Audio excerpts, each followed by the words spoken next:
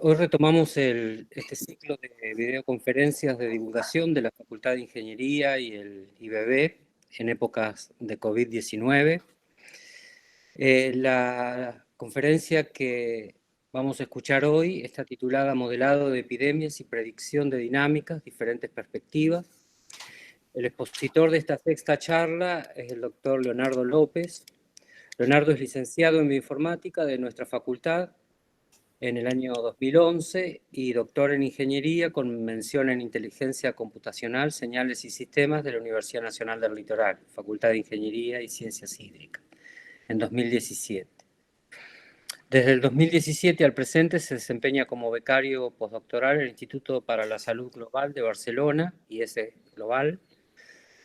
El interés de Leonardo está enfocado en el estudio de sistemas biológicos y biología de poblaciones. Ha trabajado enfatizando la modelización de epidemias en modelos basados en individuos, sistemas complejos, sistemas multiagente y sistemas autoorganizados.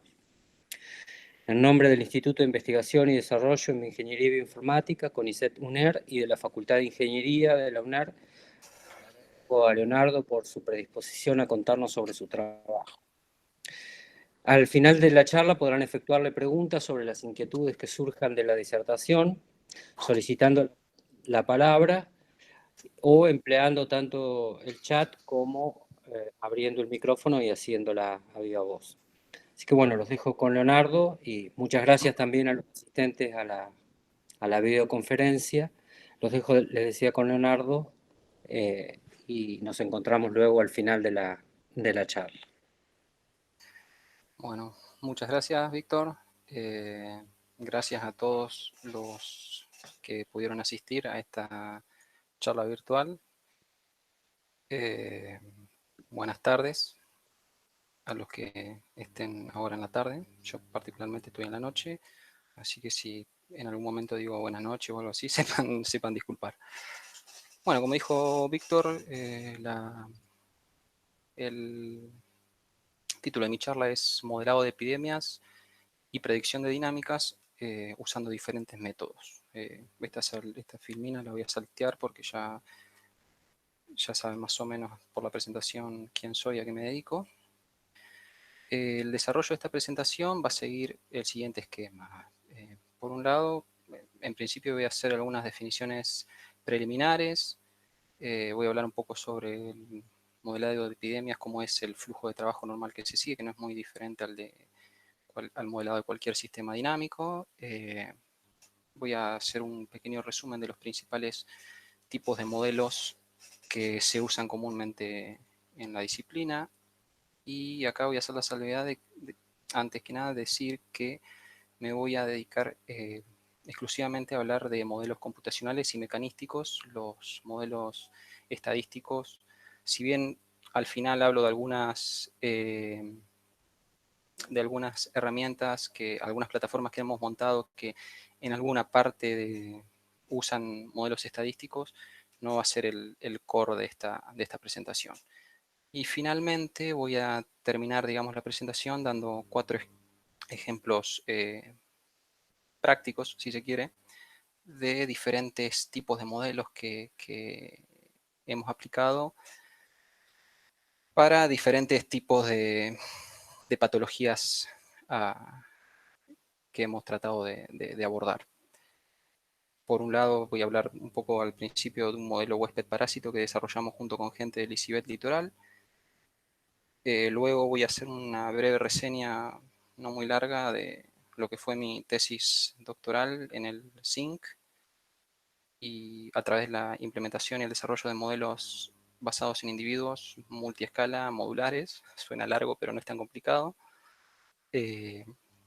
Después voy a hablar un poco de la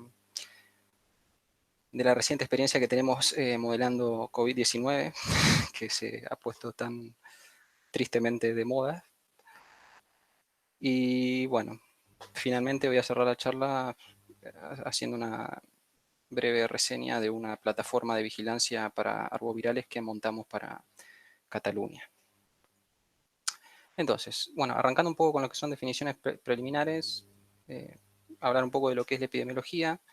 Muy a grandes rasgos, se puede decir que es la ciencia o la disciplina que estudia el estado de las células poblaciones, y entre algunos de sus objetivos están entender cuál es la causa de la enfermedad en una población para poder prevenir y controlar las enfermedades a través de la aplicación de políticas sanitarias, guía de control, etc.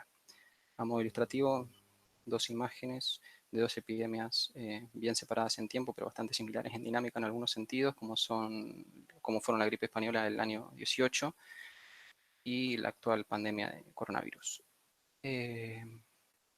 Cuando hablamos de evolución espacio-temporal de una epidemia, tenemos que comprender que la misma depende de factores tales como los patrones de contacto entre los individuos que componen a la población, el comportamiento de estos individuos, el comportamiento del vector en caso que estemos hablando de enfermedades transmitidas por vector, como pueden ser dengue, o zika, chikungunya, parvovirales en general, y la naturaleza del patógeno que circula, si este es muy virulento, si tiene una tasa de contagio muy alta, más baja, etc. Entonces, el flujo de trabajo que se sigue normalmente, al igual que en el modelado de otros sistemas dinámicos, empieza por ver cuál es el sistema dinámico que queremos modelar, la epidemia que queremos modelar. De ese sistema real hay ciertos aspectos que nos interesa abordar. Elaboramos o desarrollamos hipótesis para poder explicar el sistema.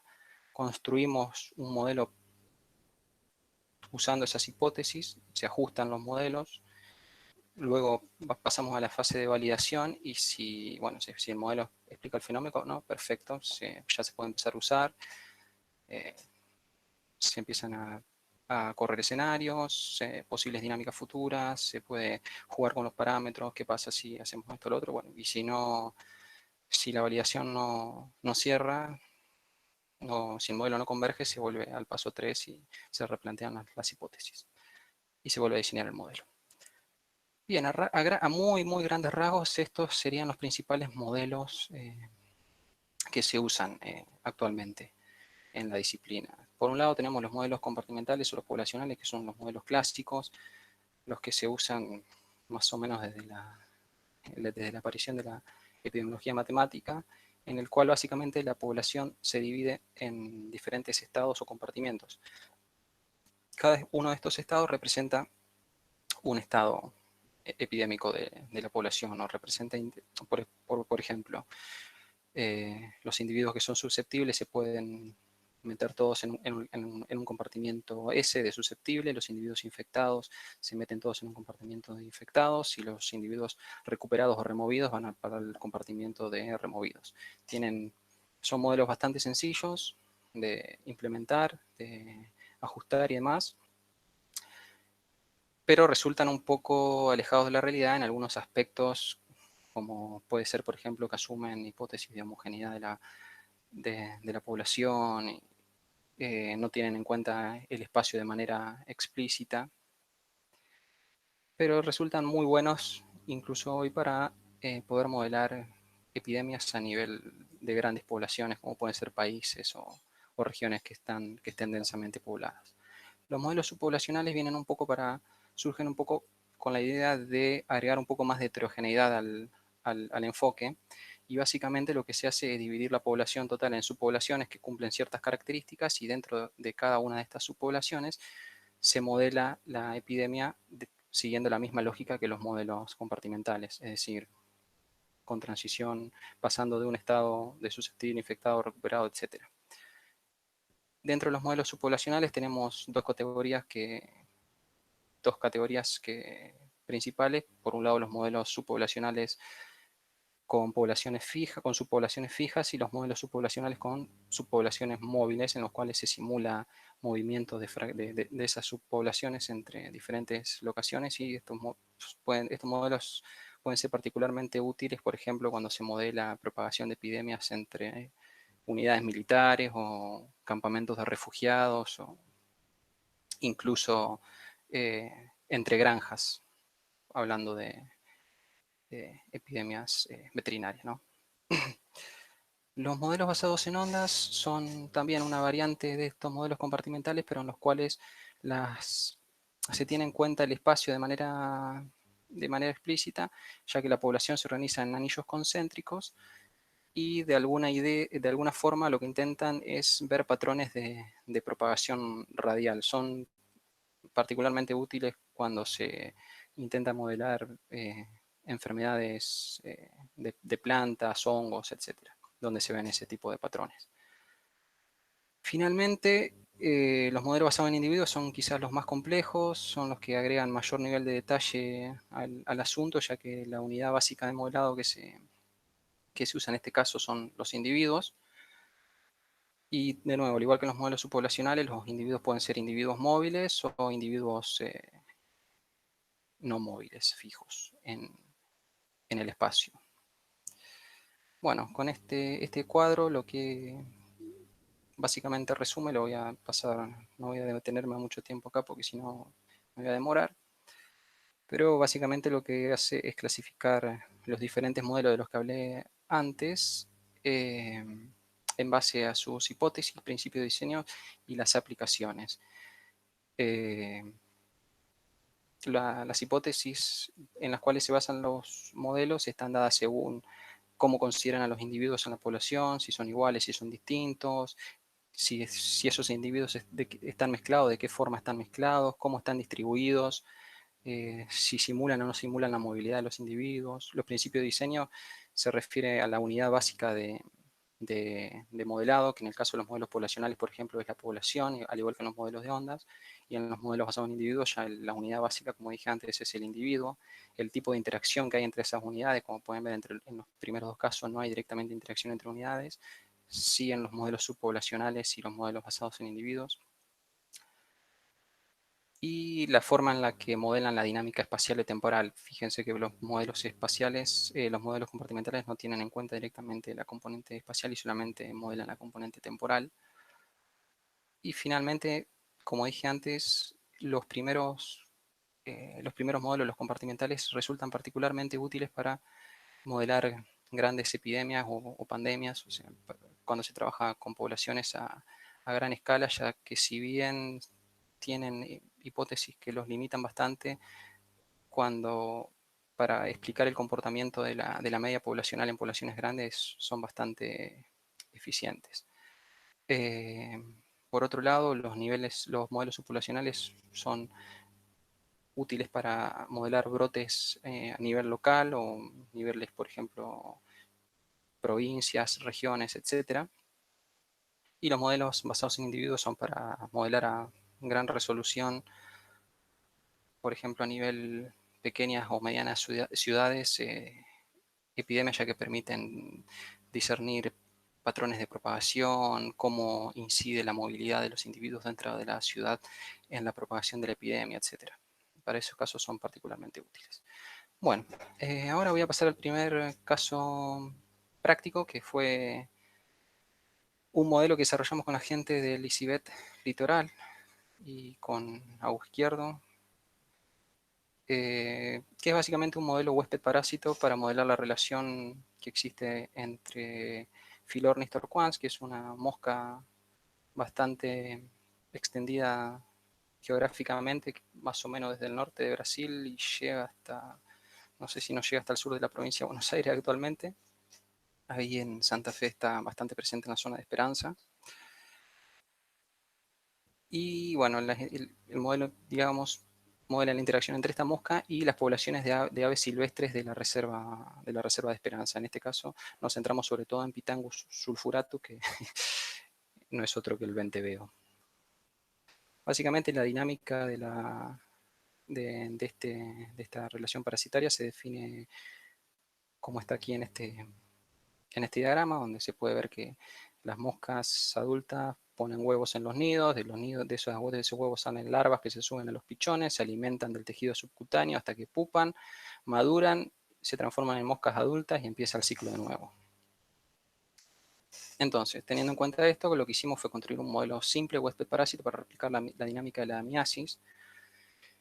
El modelo implementado consta de dos poblaciones que están débilmente acoplados, una para cada población, es decir, para la población de pichones por un lado y para la población de larvas por el otro. Tiene en cuenta la estructura de edades para ambas poblaciones.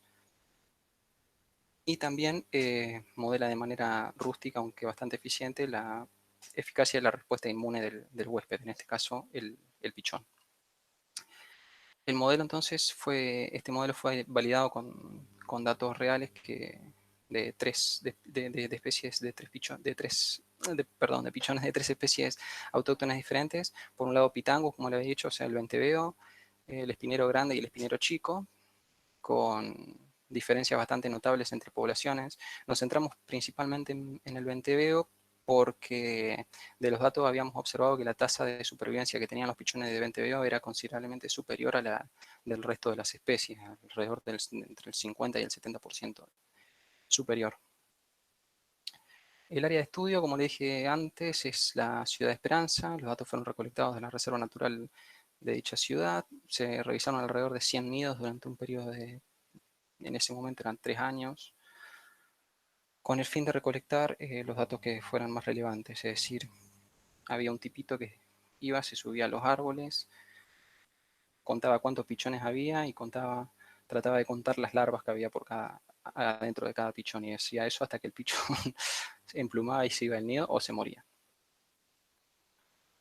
Estos datos se alinearon asumiendo que el nacimiento de todos los polluelos ocurría al mismo instante para poder obtener, digamos, de esa forma el comportamiento de ambas poblaciones en un solo ciclo de cría. Entonces, el modelo de larvas queda resumido en la siguiente imagen, en la cual, como pueden ver, se divide la población en 3 estados larvales, L1, L2 y L3, que están un poco mostrados acá. El ciclo anterior que yo les contaba, viene la mosca, pone los huevos, de esos huevos salen las larvas pequeñas, el primer estado larval, segundo, tercero hasta que pupa, y de ahí sale la mosca adulta. El modelo este incorpora también parámetros de eficacia de respuesta inmune del hospedador y funciones de aportes externos, porque había un fenómeno que llamaba la atención, que era que entre día y día de conteo no había pichones, no había el mismo número de larvas en, en el mismo pichón. O sea, había días que un pichón tenía más larvas, otro día tenía quizás menos larvas. Por otro lado, por ahí cuando se moría un pichón por la cantidad de larvas que tenía, las larvas se iban a los otros pichones. Entonces, para modelar un poco estos aportes externos a los diferentes estados larvales, porque se perdían en las observaciones, se agregaron esas funciones de entrada externas, F. El modelo para la población de pichones también es un modelo con estructura etaria, donde básicamente la población se divide en tres estadios, S1, S2, S3 y 1 y 2 y 3, que depende básicamente del nivel de la estructura, digamos, de la relación que había peso-tarso en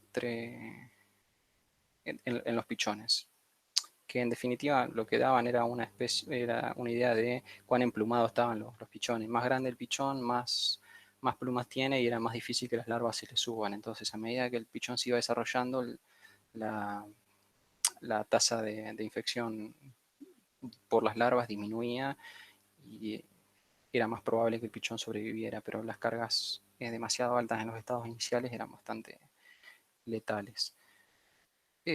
Bueno, así quedó el modelo acoplado. Como pueden ver, se acoplan a través de los betas los dos modelos. Por un lado, entonces, tenemos las larvas promedio por pichón, y por otro lado tenemos los pichones también, la población de pichones promedio. Bueno, un aspecto interesante de por qué optamos, digamos, esta estructura etaria es porque al principio empezamos con un modelo más simple, donde teníamos una sola estructura etaria para los pichones, pero los ajustes no eran los mejores, sobre todo cuando iniciaba el ciclo de, de infección por la larva, y sí se iban haciendo un poco mejores los ajustes a medida eh, que nos acercábamos al final del ciclo. Bueno, estos son los resultados que obtuvimos a grandes rasgos. No voy a poner todos porque si no se va a hacer muy largo. Están en el paper cuyo link dejé al principio de esta sección. Pero básicamente acá lo que podemos ver son, en lo que es la línea rosada discontinua, los datos reales, y las líneas de diferentes colores son diferentes aproximaciones del modelo. En el caso de la línea roja es la media, el azul es el mejor caso, o sea, para el mejor set de parámetros, y la línea negra es para el peor set de parámetros de un espacio de parámetros que se generó usando una distribución uniforme a partir de los ajustes y demás, como para tener una idea de la incertidumbre del modelo. Todo esto viene también de un análisis de sensitividad que está en el paper, por si quieren ahondar un poco en detalles, pero básicamente, como pueden ver, el modelo funciona aproximada a la dinámica bastante bien, tanto para el mejor set como para el peor set, y los ajustes para los diferentes estados de desarrollo de los pichones son aceptables. Por otro lado, algo que también me parece que no me puse acá, pero vale la pena mencionar, es que, ¿se acuerdan de la respuesta inmune que les había hablado al principio? Que es una ecuación que agregamos al final del modelo de larvas. Por aquí, acá no aparece el compartimiento, pero bueno, es epsilon. Y lo que habíamos notado al principio es que para para las poblaciones, para la población de venteveos, la respuesta inmune era prácticamente, la eficacia de la respuesta inmune era prácticamente nula, por no decir que era cero, mientras que para las otras poblaciones las respuestas inmunes eran bastante más fuertes. Probamos con diferentes formas de ajuste, iniciando con diferentes condiciones iniciales, moviéndonos dentro del espacio de parámetros en otras direcciones para ver si el método, si los resultados convergían a otra cosa, pero no. Entonces, al final, bueno, consultamos con los veterinarios y ellos estaban manejando la hipótesis de que el venteveo tenía una tasa de supervivencia alta porque montaban una respuesta inmune prácticamente nula, o no montaban respuesta inmune, y eso les daba una ventaja, como que se llama, metabólica con respecto a las otros pichones. O sea, no gastaban, no gastaban energía al cohete con algo que no iban a poder derrotar, y lo dejaban que se alimente un poco nomás, y se ahorraban el gasto energético. Al final, después, con algunos análisis que hicieron en laboratorio, llegaron a conclusiones similares. No me acuerdo en qué paper de ICIBET está eso, pero con gusto, si quieren, me escriben y se los comparto. Bueno, ahora voy a pasar al segundo caso, al segundo ejemplo, que este sí ya está más relacionado con mi tesis, y es una línea que vamos a continuar ahora con coronavirus. Espero estamos en eso. Pero bueno, yo les voy a hablar de la herramienta y no de cómo se usa la herramienta en coronavirus. Básicamente es el desarrollo de modelos basados en individuos, utilizando una lógica de multiescala modular. ¿Modular a qué se refiere que sea modular? Es que, bueno, básicamente el comportamiento del individuo en este caso se conforma a partir de diferentes bloques que modelan aspectos diferentes, sí, del comportamiento del individuo. Por un lado tenemos entonces un entorno que está compuesto por individuos. Cada uno de esos individuos la dinámica de cada uno de esos individuos está definida por su comportamiento, y el comportamiento puede ser modelado a través de un bloque que modela el comportamiento individual, otro bloque que modela el comportamiento social, es decir, cómo se relaciona con otros individuos, y otro bloque que modela el estado epidémico, que es si el individuo es susceptible, está infectado, está recuperado, asintomático, etc. Entonces, para el comportamiento individual, lo que hicimos fue utilizar una herramienta que se llama Fuzzy Cognitive Maps, mapas cognitivos difusos, con el fin de acercarnos a lo que es el sistema de emociones de los individuos o de las personas. A muy grandes rasgos, esta herramienta básicamente lo que permite es representar sistemas complejos usando una estructura de grafos donde los nodos son conceptos, y los pesos entre los nodos representan relaciones causales entre dichos conceptos. Si el peso es positivo, la relación causal es positiva. Si el peso es negativo, la relación causal es negativa, lo cual significa que cuando uno de los conceptos aumenta su valor, el otro disminuye y viceversa. Bueno, este es el grafo que nosotros utilizamos. Básicamente son 10 conceptos, 3 conceptos de entrada, un concepto de salida, que es el que nos interesa a nosotros, y el resto son conceptos intermedios. Entonces, esto lo que vendría a representar, como dije antes, es el sistema de emociones humanas que a grandes rasgos, según diversas teorías, digamos, cognitivas, se puede dividir en 3 niveles. Un nivel primario que está relacionado con las respuestas inmediatas a los estímulos que se reciben del ambiente en el corto plazo. Y después tenés el nivel más alto, que son la capa de emociones terciarias, que básicamente están relacionadas con cómo se responde a estímulos que se repiten en el largo plazo y crean un evento de memoria para el individuo. Eso está más relacionado, digamos, con lo que son las costumbres y ese tipo de cosas. Bueno, entonces, volviendo a esto, lo que nos interesa, como dije, es el concepto de salida, el C10, que es la decisión que toma, y básicamente es el nivel de optimismo o pesimismo que tiene la gente en base a cómo percibe su entorno. El estado epidémico, como había mencionado antes, o quizás no lo recuerdo, se modela a través de un autómata de estado finito, estocástico, donde tenemos un conjunto de estados que son, como mencioné anteriormente, si el autómata es susceptible, está expuesto, es infectado, removido, etc. Tenemos una función de transición entre esos estados que puede ser probabilística, determinística o mixta. Tenemos un conjunto de entrada, el conjunto de salida, la función de salida y un conjunto de estados iniciales como para iniciar todo el proceso.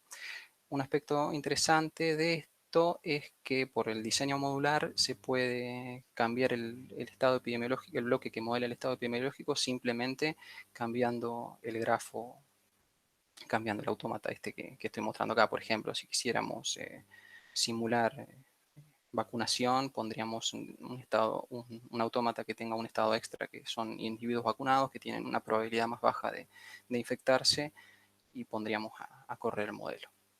Finalmente, el comportamiento social nosotros decidimos modelarlo de dos formas diferentes. Por un lado, a través de una red de contacto, usando un algoritmo de extracción y reemplazo de pequeños fragmentos de esa red, que son individuo a individuo. Se toma un individuo, se mapea la nueva red de contacto y se reescribe toda la estructura de la red. Y dicha red de contacto podía ser fácilmente implementada a través de un autómata celular.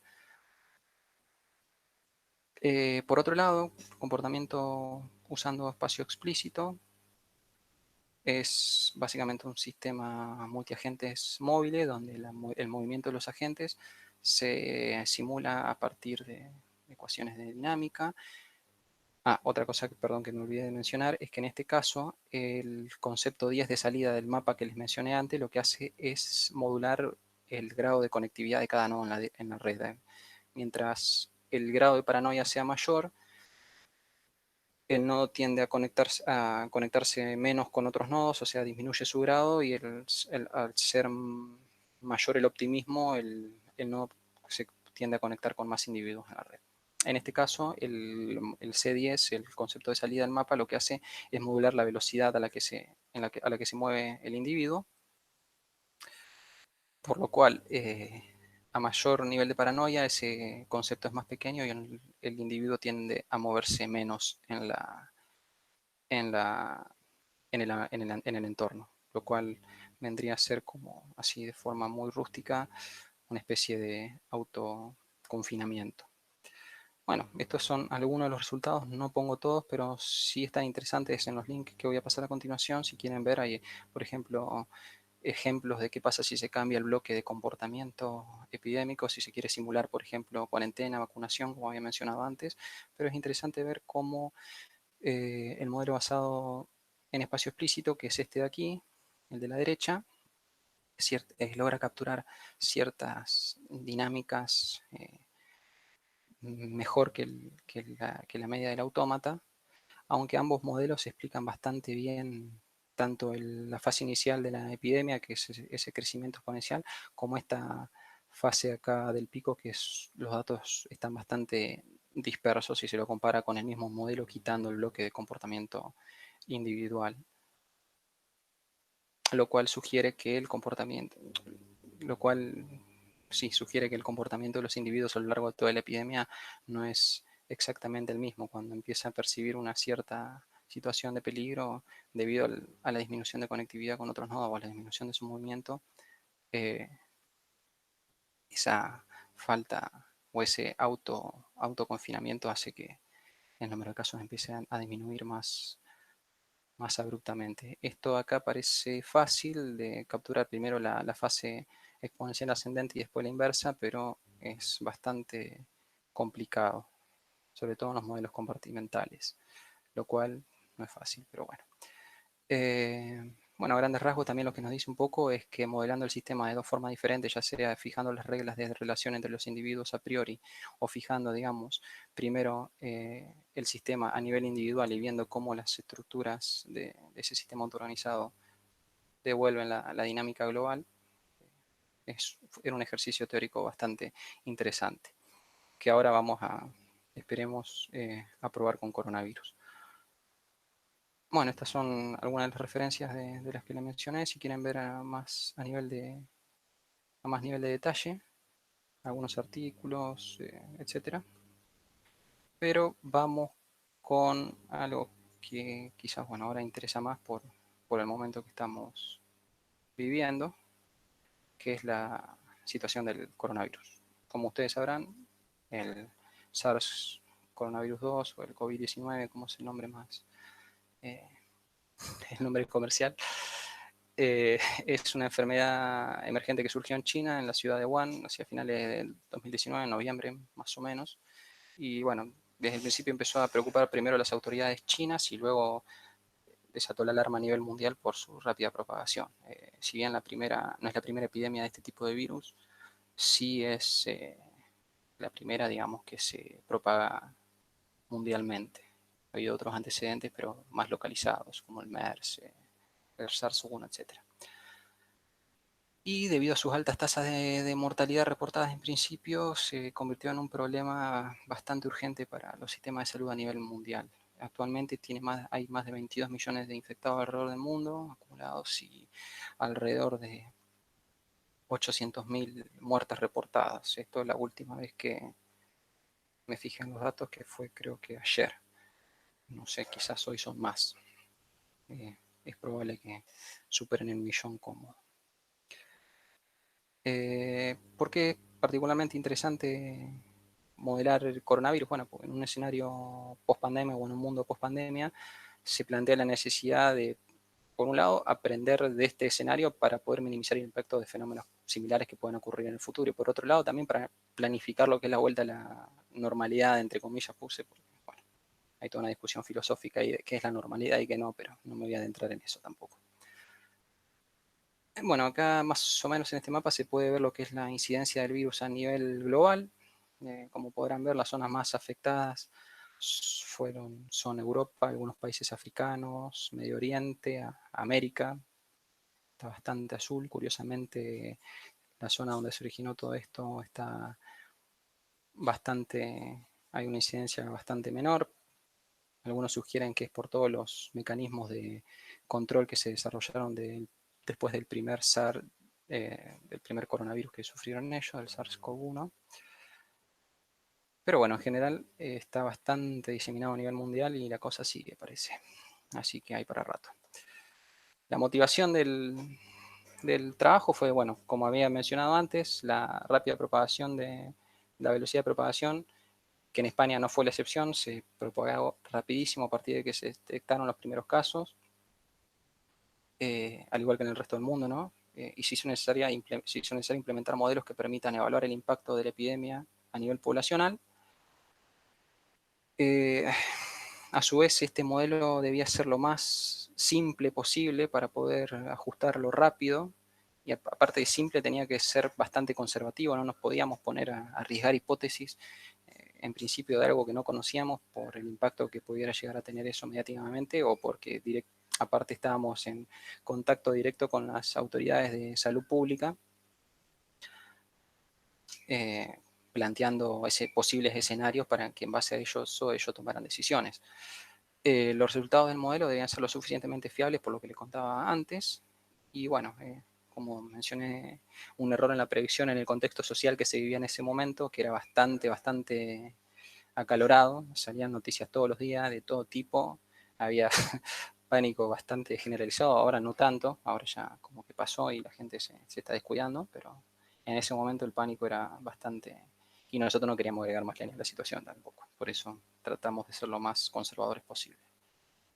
Bueno, básicamente el modelo que propusimos fue el siguiente, donde tenemos un modelo compartimental derivado de un SEIR, donde se divide la población en susceptibles, expuestos, infectados. De esos infectados esos infectados se ponen en cuarentena a una tasa delta, que son los infectados reportados, o sea, los que detecta el sistema de salud. Estos no están detectados, estos son los que tienen contacto directo. Se suponía que los que ya estaban detectados no tenían por qué tener contacto con los individuos susceptibles, por eso directamente se los sacaba de circulación. A eso me refiero cuando digo que fuimos conservadores, es decir, que tampoco se modelaron infecciones intrahospitalarias ni nada de eso. Bueno, de esos individuos reportados entonces, algunos morían y otros se recuperaban. Y le agregamos también un compartimiento de confinados o de protegidos que son susceptibles, que se sacan del pool de susceptibles, o sea, se puede entender como los que mandas a confinamiento, que se queden en sus casas, con el propósito de reducir, digamos, la tasa de contacto efectivo entre los individuos susceptibles y los infectados y disminuir el tamaño del pico. Bueno, este es más o menos el mapa de incidencia de España cada 100.000 habitantes. Como pueden ver, las regiones más afectadas fueron Madrid y las dos Castillas, Castilla-La Mancha, Castilla-León. Bueno, el Euskadi también estuvo bastante complicado y en esta región tampoco fuimos la excepción. Cataluña está ahí en el top 5. Bueno, tenemos una tasa de protección alfa, una tasa de infección beta, un periodo de latencia que es el gamma. Como le dije, después tenemos una duración, una tasa promedio de cuánto demoran en ponerse esos individuos en cuarentena. Tenemos la tasa de recuperación, la tasa de mortalidad y la tasa de desconfinamiento, que son dependientes del tiempo. En el caso de la tasa de desconfinamiento se hizo como si fuese una función escalón, donde no se simulaba ningún tipo de desconfinamiento hasta un determinado día, que era la extensión del confinamiento, y a partir de ese desconfinamiento se podían probar diferentes hipótesis, ya sea de confinamientos graduales o repentinos. Esto es un poco algunos resultados de lo que es el ajuste del modelo.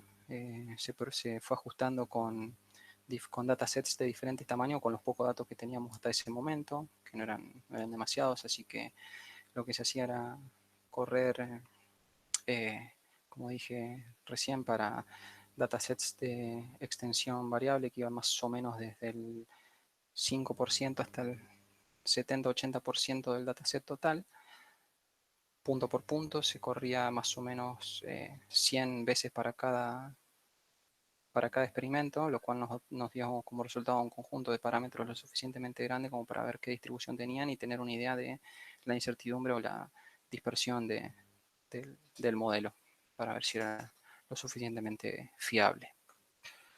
Bueno, una vez que estuvo ajustado el modelo, empezamos con algunas proyecciones. Esto ya es trabajo del artículo de Nature, pero antes habíamos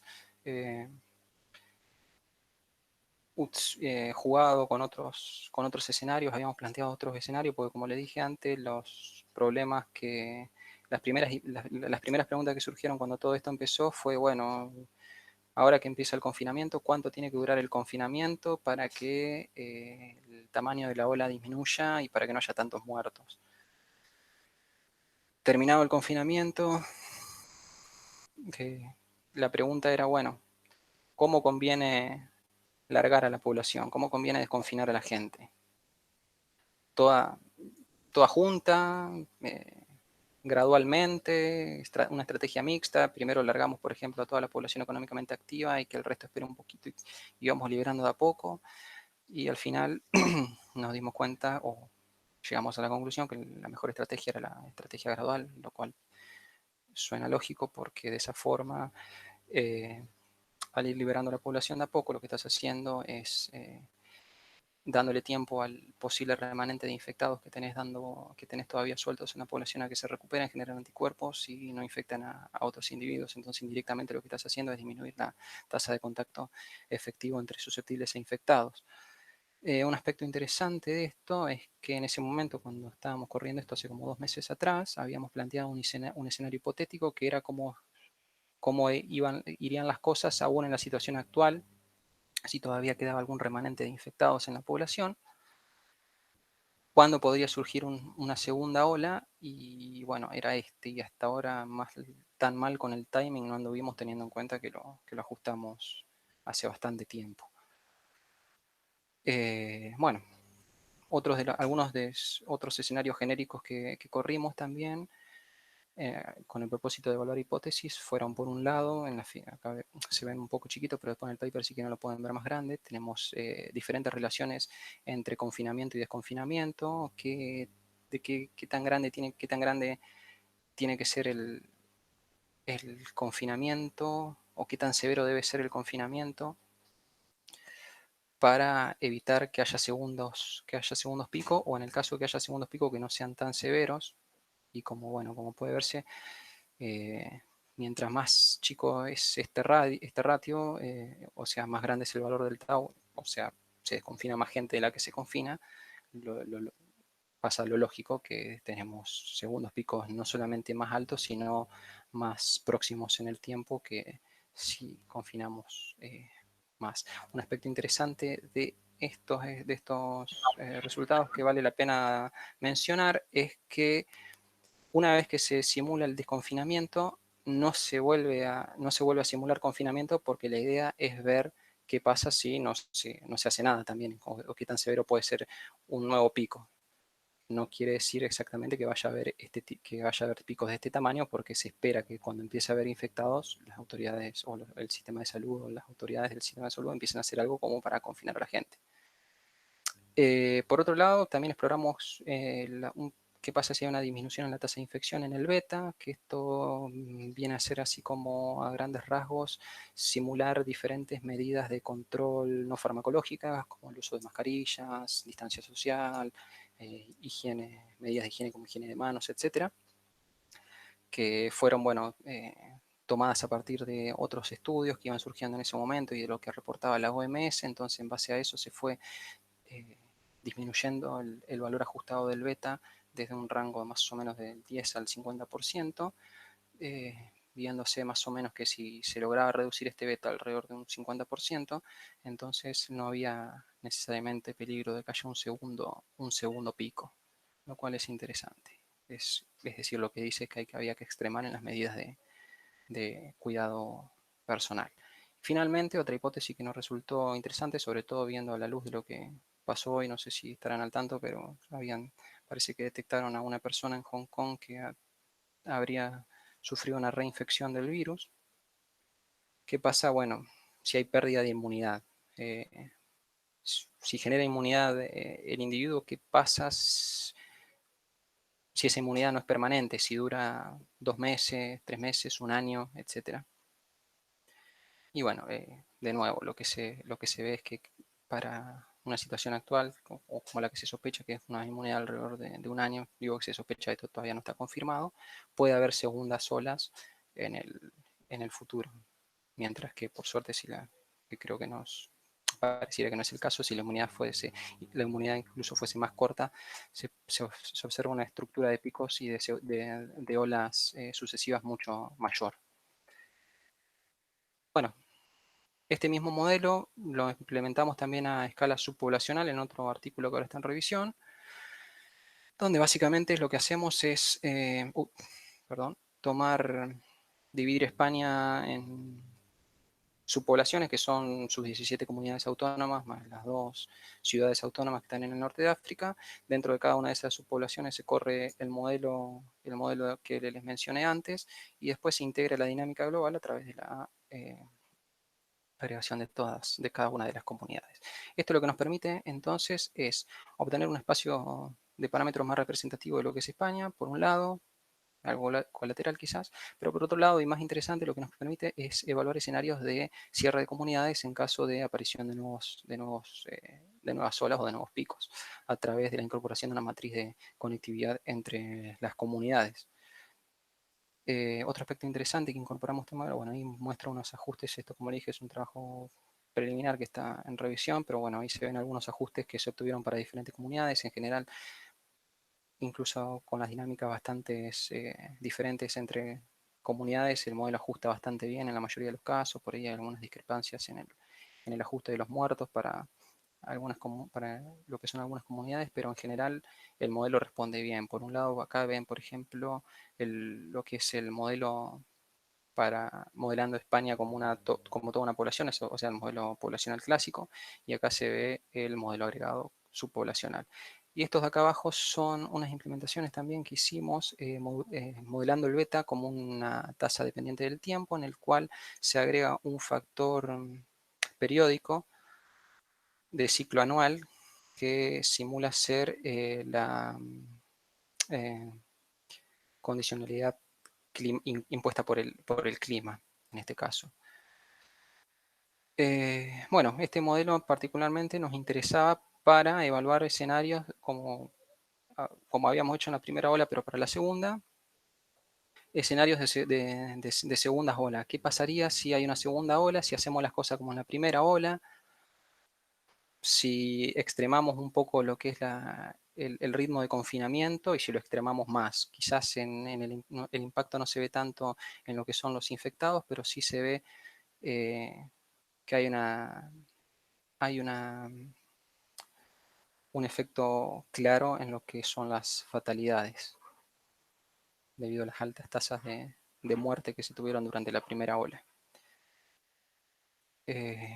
Bueno, mejoras propuestas para este modelo. Como dije antes, algunos estudios sugieren que hay una influencia de la temperatura y la humedad relativa en las tasas de contagio de coronavirus. Se han visto algunas cosas, bueno, aquí mismo, también en India y en algunos países asiáticos. Está un poco dividida ahí la opinión de cuál es la incidencia del clima. Todavía no hay un consenso con respecto a eso. Por otro lado, también estamos trabajando con cómo qué rol cumplen ciertas variables individuales, como son el grupo sanguíneo y el factor en la susceptibilidad al patógeno, ya que también hay algunos estudios que apuntan a que hay ciertos grupos y factores que son más susceptibles que otros. Para eso estábamos trabajando en un modelo basado en agentes. Y bueno, eso es todo, digamos, lo referido a coronavirus. A las referencias las dejé al principio de la sección también. Ahora voy a terminar con esta plataforma que se llama Arbocat, que es una plataforma de vigilancia epidemiológica que montamos para calcular la probabilidad de brotes de enfermedades arbovirales, en este caso dengue, en lo que es Cataluña. Entonces, debido a los brotes recurrentes de arbovirus en regiones endémicas del mundo, estos brotes representan una grave amenaza de propagación para entornos que no han sido expuestos antes, o sea, en los que la población no ha experimentado una exposición inmunológica previa a este tipo de patógenos. Entonces, esta plataforma surge un poco con la idea de poder predecir brotes autóctonos de arbovirus a nivel de Cataluña con una resolución municipal, 948 municipios, y está formada por 3 submodelos que proporcionan estimaciones de la tasa de importación, el número reproductivo básico que se calcula en base a la abundancia de mosquitos y algunas otras variables socioeconómicas, y un modelo compartimental estocástico que nos permite simular los brotes y en base a eso inferir el riesgo de un outbreak, de un brote. Bueno, como mencioné, esta plataforma lo que facilita es que permite simulaciones del riesgo de brotes Permite también revisar las curvas epidémicas medias individuales que podrían tener esos brotes, con los cuales también lo que permite es ver un poco el timing el tiempo de propagación de esas curvas, y da una idea de la velocidad con la cual se deberían tomar medidas para frenar el brote. Bueno, acá está el diagrama de la plataforma, diagrama de resumen. Básicamente tenemos un modelo de R0 que recibe parámetros generales, o sea, a nivel parámetros que son los mismos para toda Cataluña, y después tenemos parámetros que son específicos para cada municipio, son parámetros socioeconómicos. Para las tasas de importación tenemos también parámetros similares, generales y específicos. Se tienen en cuenta el historial de importaciones de este tipo de enfermedades de los últimos 6 o 7 años.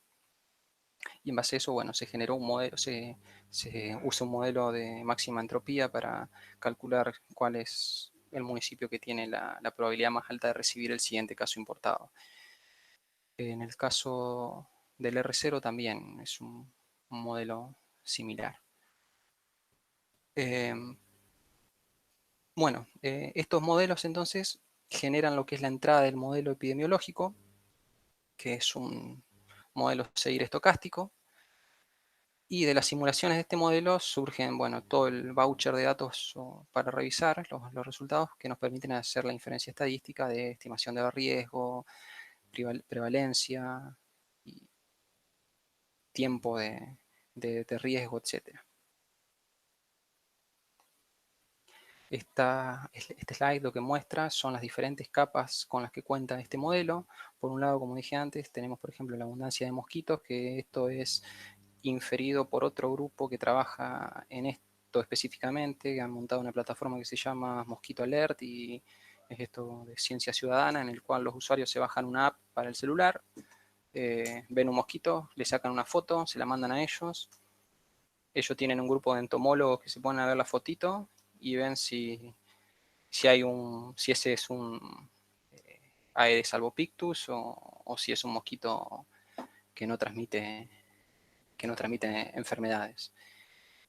Y le dicen al usuario, sí, el mosquito que vos viste es albopictus o de mosquito tigre, ten cuidado. O le avisan al ayuntamiento o a la municipalidad y van y fumigan, por ejemplo, para los mosquitos. Pero lo bueno de esta aplicación es que permite más o menos tener una idea de lo que es la abundancia de mosquitos en tiempo real para cada estación y para cada instante de tiempo. Por otro lado, tenemos las temperaturas promedio, que son también inferidas a partir de otros modelos climatológicos a nivel regional. Esas temperaturas promedio se calculan eh, para el momento del año en el cual nos interese simular los brotes. Tenemos diferentes descriptores socioeconómicos, como pueden ser los ingresos familiares per cápita por municipio, el nivel de escolaridad, el acceso a instalaciones de salud pública, cómo son los sistemas de desagüe, etcétera, el nivel de urbanización del municipio y demás. Y bueno, eso, digamos, se mete todo en la ensaladera que le mostré antes y devuelve lo que es el mapa de riesgo. Bueno, y este acá sería el modelo estocástico, el modelo epidemiológico, donde se divide la población básicamente en dos grupos. Tenemos por un lado los autóctonos y por otro lado tenemos aquí abajo los importados, que son los que efectivamente ingresan infectados. Inicialmente no hay infectados autóctonos y el modelo lo que hace es simular que los brotes empiezan a partir de un caso importado, lo cual tiene sentido porque no es una enfermedad endémica aquí todavía. Bueno, acá hay un ejemplo de lo que es esta proyección, de las proyecciones del modelo. Esto es un escenario de riesgo bajo para lo que es Cataluña. Principalmente los municipios con más riesgo son los que están cerca de la costa o que tienen indicadores socioeconómicos bastante jodidos. Perdón por el lunfardo. Y bueno, como dije antes, nos permite obtener distribuciones del riesgo de brotes. Esta es una idea de cómo son las curvas de los brotes. Estos son para dos municipios bien diferentes. Tomamos acá por un lado para Barcelona y por otro caso para Lloret, que es un municipio que está acá cerquita, que es de muy pocos habitantes y prácticamente no va nadie, no va nadie, así que no recibe casos importados. A diferencia de Barcelona, que tiene un flujo turístico impresionante y recibe gente de todos lados todo el año. Y bueno, como pueden ver, las dinámicas son bastante diferentes. Pero bueno, si quieren ver más de la plataforma esta, acá está el link, o buscan Arbocat en Google, o arbocat.cat, y ahí tienen una descripción más detallada de lo que es el proyecto, tienen el modelo y pueden ver las diferentes capas para los diferentes escenarios de riesgo bajo, medio o alto. Los riesgos se simulan, se separan en base al R0 que se utilizó para el modelo epidemiológico y los perfiles de temperatura, etcétera. Bueno, hay otros de los trabajos o de los modelos que se han desarrollado en el grupo y con los que estamos trabajando y los estamos incorporando a los modelos epidemiológicos. Son, por un lado, bueno, modelos de dinámicas climáticas, impacto del fenómeno de la corriente oscilatoria del Niño en los trópicos y en zonas alejadas del Ecuador, donde es bastante difícil predecir este tipo de dinámicas. Por otro lado, tenemos también modelos regionales de clima que se usan para mejorar la predictibilidad de ciertos fenómenos como pueden ser tormentas, olas de calor y demás a nivel regional en los que son los sistemas de detección o de alerta temprano. Y otro aspecto muy interesante que se está desarrollando en el grupo son los modelos de clima urbano, que modelar clima a nivel urbano es bastante complicado. Bueno, básicamente es bastante complicado modelar clima a medida que uno va aumentando la resolución.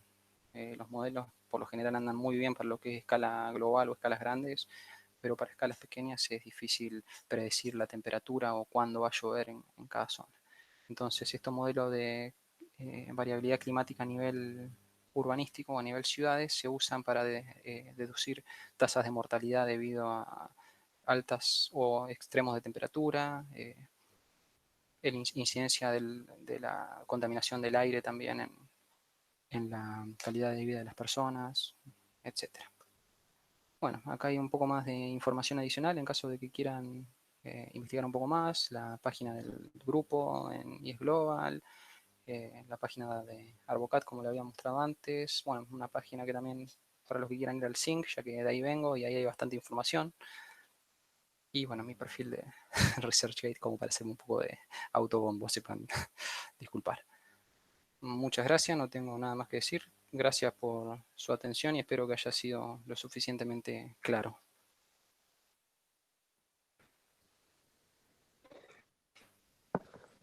Bueno, muchísimas gracias, Leonardo.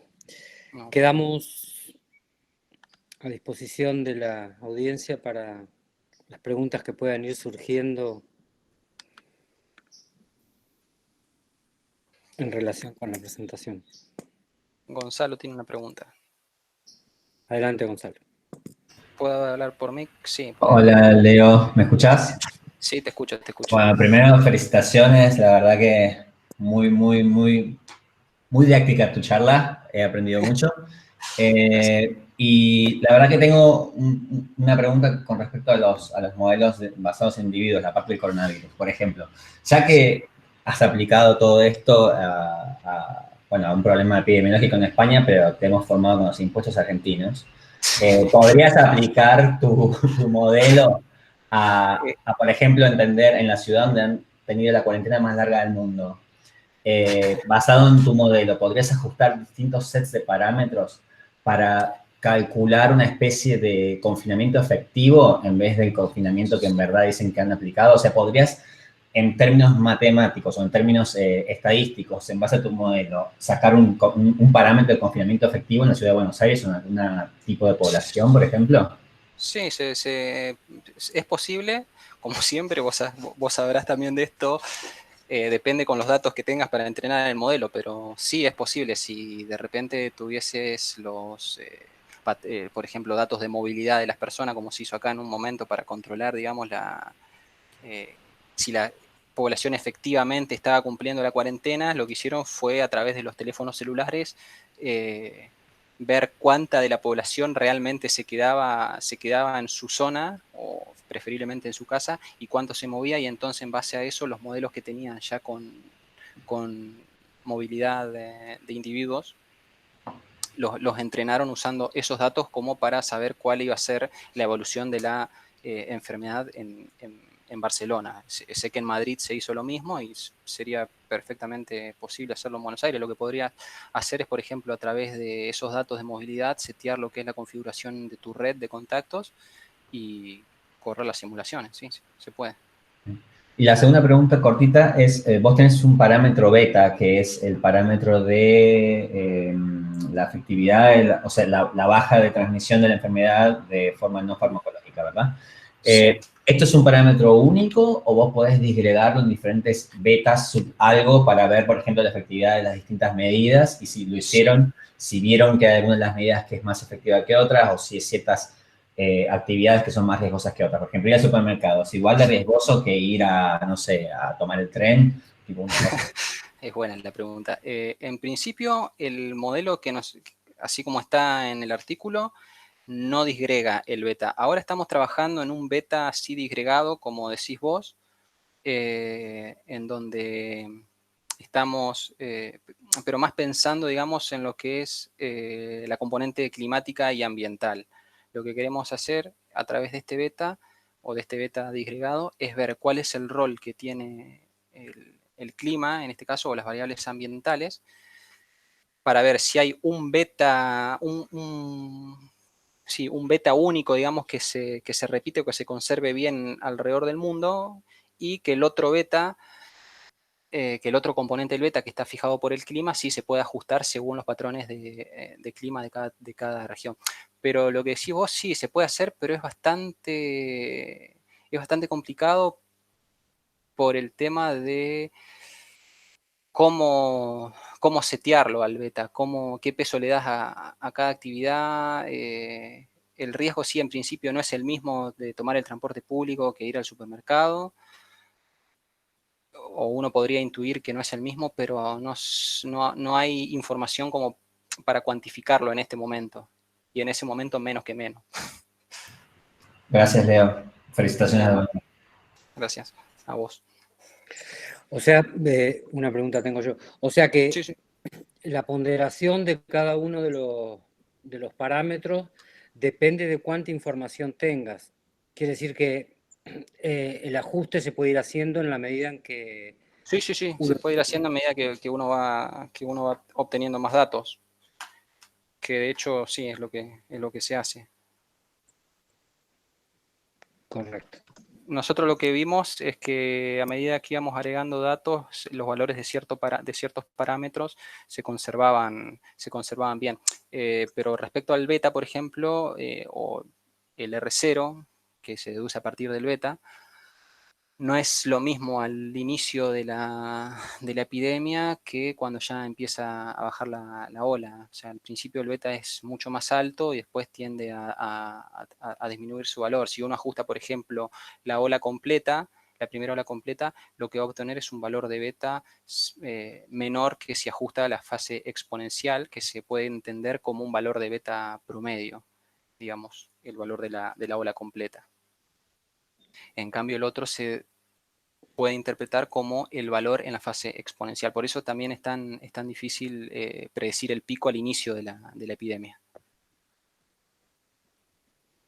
Sin antecedentes de enfermedades similares previas, predecir el pico es todo un desafío. Se ven en enfermedades similares a ver cómo fue la evolución, y en base a eso se trata de limitar un poco los parámetros. Perfecto. Acá hay una pregunta que creo que está relacionada de Fernando Sassetti. Te agradece por la presentación Gracias, Fernando. y pregunta de dónde se obtienen los datos vinculados con el comportamiento individual. Buena pregunta esa. Bueno, los datos vinculados con el comportamiento individual, en este caso nosotros los habíamos obtenido de un trabajo de un grupo en China. Bueno, el modelo ese de mi tesis es bastante teórico, es decir, que no trabajamos con bases de datos reales, porque no contábamos tampoco con dichas bases de datos como para setear el comportamiento real de la población. Así que básicamente es todo empírico, todo, digo, teórico. Todo teórico. Y realizaron un ajuste después con lo que fue Sí. el desarrollo. Claro, sí, lo que hicimos fue ajustar ciertos valores de acuerdo a los valores teóricos que debería tener según ciertos parámetros que define, por ejemplo, la Organización Mundial de la Salud, de cómo es, o que había en la página de la Organización Mundial de la Salud, de cómo era el comportamiento de ciertas de poblaciones ante situaciones de epidemias o de pandemias. Por eso, en ese caso, por ejemplo, lo que hicimos fue definir el nivel de alarma generado y cosas por el estilo. Bien, ahí creo que también relacionado con lo que acabas de comentar, Fernando hace otra pregunta, si se verificó algún impacto del número de noticias u opiniones de líderes de opinión relacionados con... No sabría decirte, seguramente debe haber estudios, no estoy al tanto de eso, la verdad que no he tenido tiempo de ponerme, pero debe haber algún estudio, seguramente sí. Sé que hay grupos ahí mismo en la universidad, en la Pompeu, hay grupos que hacen sociología que estuvieron trabajando bastante activo con eso y estuvieron viendo a ver cuáles eran las tendencias y el impacto que tenían ciertos formadores de opinión en la propagación de noticias. Y bueno, sin ir más lejos, lo que pasó hace poco con la marcha en Madrid va a ser algo que va a dar datos para analizar seguramente. Correcto. Y Camila Engler también te felicita por la presentación y dice, cuando mencionás que optaron por un modelo conservador de COVID, ¿esto se debe a la falta de datos o para evitar sobredimensionar y causar paranoia? ¿Considerás que el riesgo de subdimensionar el problema es alto con el modelo conservador? Sí, era una situación que nos planteamos bastante tiempo con la gente del grupo. Y optamos en principio por la primera estrategia de ser conservadores para no, en todo caso, subestimar el tamaño de la ola y no sobredimensionarlo, ya que había grupos que también estaban trabajando en eso, en la saturación del sistema de salud pública, y ya automáticamente los movieron un poco a la arena más mediática y política. Eso también los desvió bastante del trabajo que estaban haciendo. Entonces, como nosotros no quisimos correr la misma suerte, dijimos, no, bueno, vamos a ser conservadores, lo que nos interesa es saber más o menos si se produce una segunda ola, cuándo va a ser. Y en el caso de la primera ola,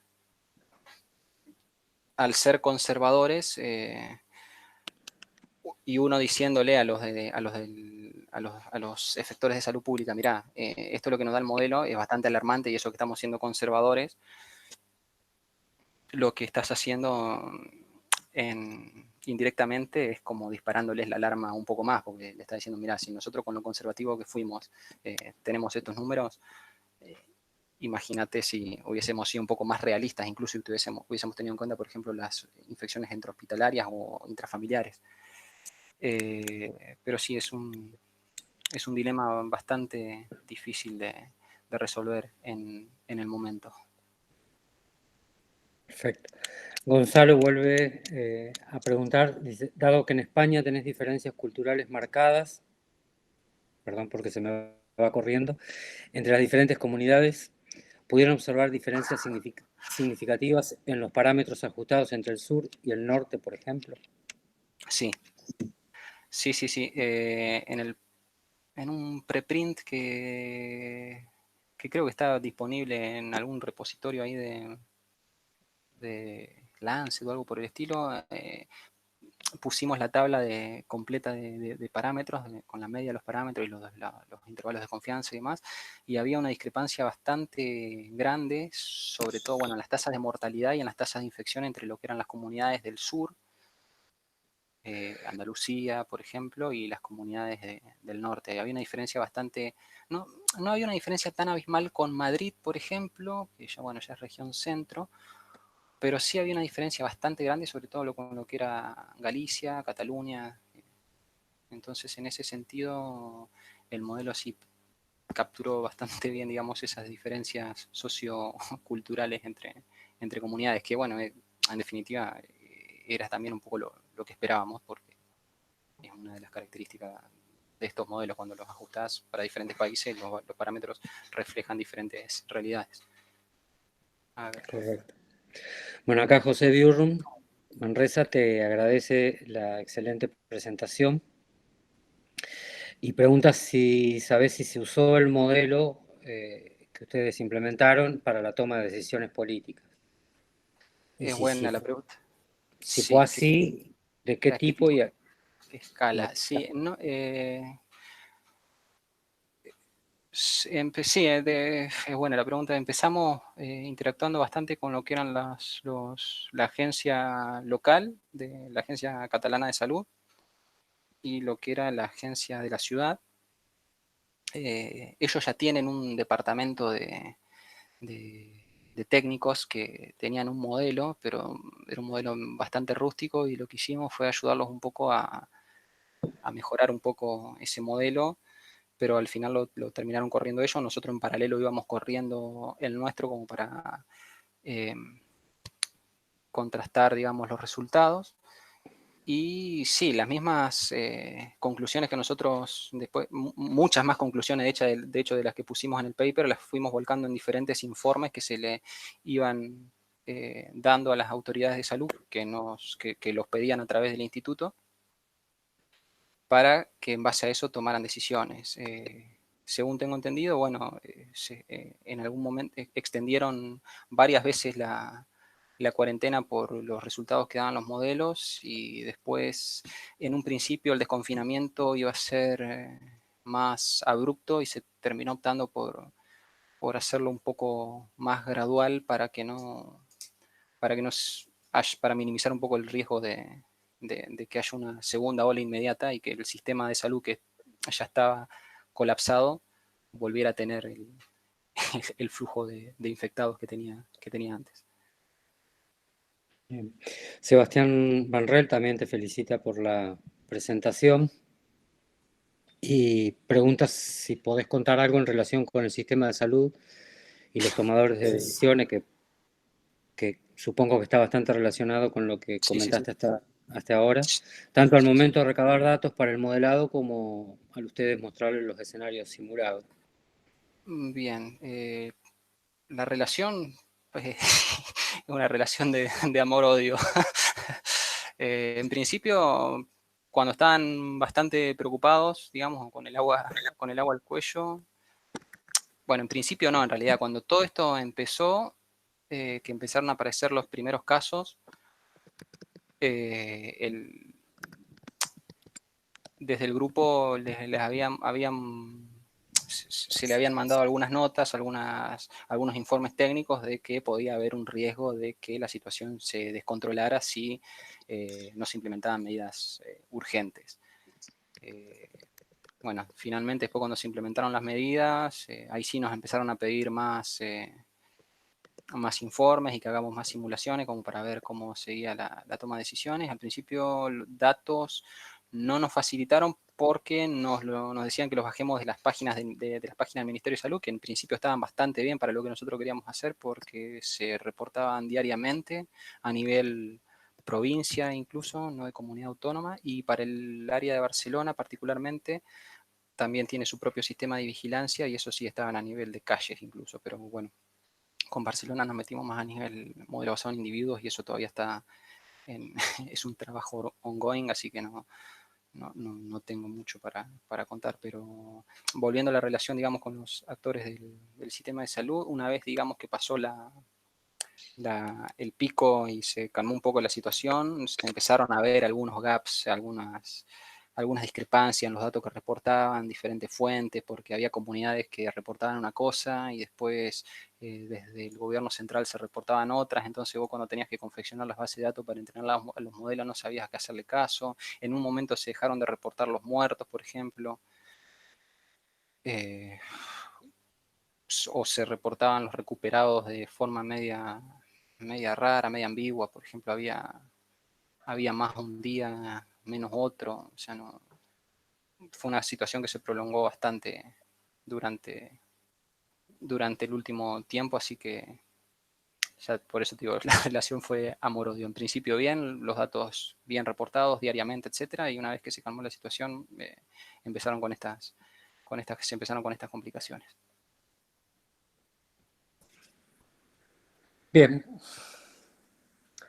Pierino Get plantea si, dado los diferentes escenarios de movilidad de los agentes, ¿qué tipo de mapa de contacto utilizaron?